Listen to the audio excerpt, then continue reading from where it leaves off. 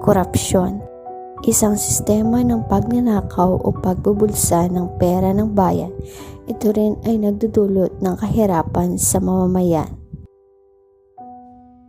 Edukasyon, ang proseso kung saan ang kaalaman ay gawi kaugalian at halaga ng isang lipunan ay nailipat sa susunod na henerasyon. Polusyon, kalagayan ng pagkakaroon ng kapaligiran ng nakalalasong sustansya na maaaring magdulot ng masamang epekto sa kalusugan, ngunit kagagawa na rin ito ng mga tao.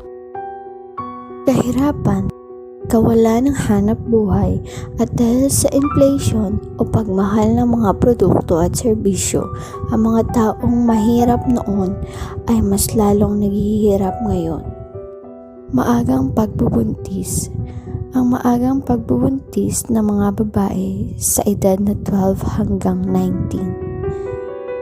Deforestation, ang pagtatanggal ng kagubatan tumutukoy sa aksyon ng paghuhubad ng lupa ng mga puno at halamang nito. Pagbabago ng klima o climate change, ang pagbabago ng klima o panahon ay dahil sa pagtaas ng mga greenhouse gases na nagpapainit sa mundo.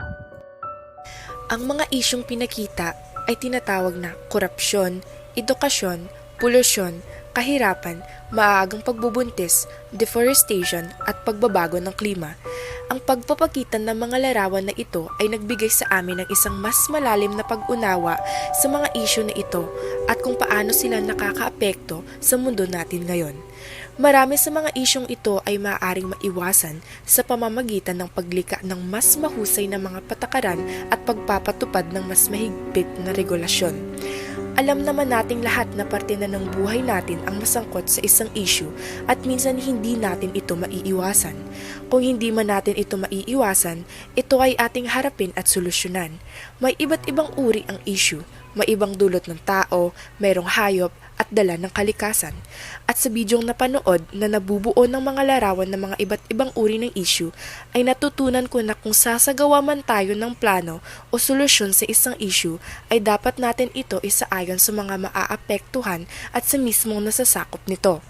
Sa mga isyong nakapaloob sa presentasyon o kahit man sa mga isyong nasasaksihan natin sa ating buhay ay siyang gawin nating gabay o aral upang makagawa tayo ng paraan kung paano natin ito maiiwasan. Huwag rin tayong magdalawang isip na tumulong sa ating mga kapwa-taong nasasangkot sa anumang uri ng issue. At bago matapos ang aming presentasyon ay sana'y nakapulot din kayo ng aral kagaya ko na inyong maisa sa buhay. Maraming salamat sa pakikinig. Magandang hapon.